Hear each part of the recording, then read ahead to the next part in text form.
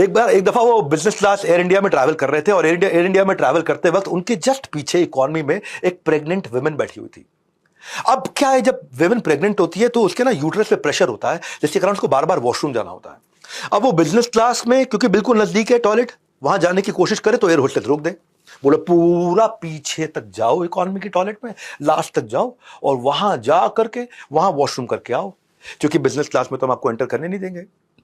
जब मूर्ति ने देखा कि उस औरत को इतनी तकलीफ हो रही है, तो वहां किसी और ने कुछ नहीं ऑफर किया, मूर्ति खड़े होकर के अपनी सीट ऑफर की और खुद इकॉनमी में चले गए और मैडम को जाकर के बिजनेस क्लास में बैठा दिया। अब मैडम बिजनेस क्लास में भोजन भी कर रही हैं और वॉशरूम भी जा रही हैं।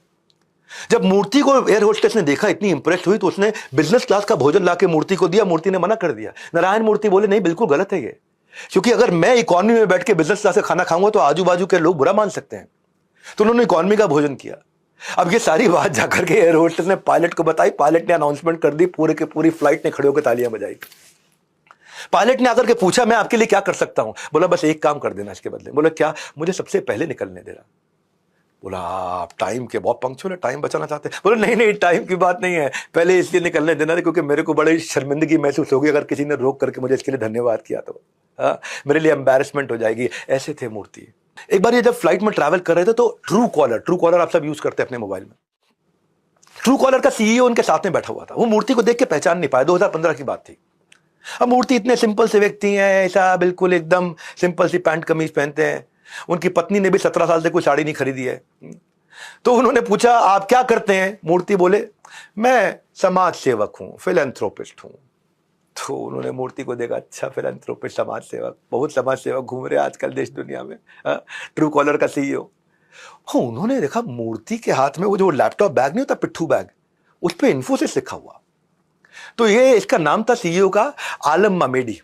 आलम मामेडी बोले अरे आपके पास इन्फोसिस का बैग है? बोले हाँ जी। बोले आलम मामेडी बोले अरे मैं तो जिंदगी भर सपना था मेरा इन्फोसिस में नौकरी करने का।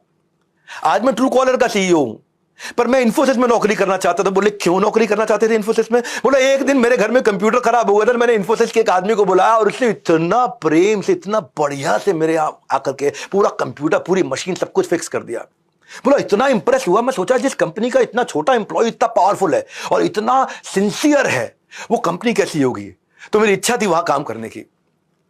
तो आपके पास ये इन्फोसिस का पिट्ठू बैग है, आप पिट्ठू बैग लेके इन्फोसिस का घूम रहे हो। पिट्ठू बैग समझते ना, पीछे बैग, बैकपैक है।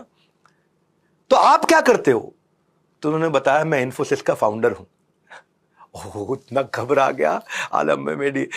बोला और क्या बोले उन्होंने? अखबारों में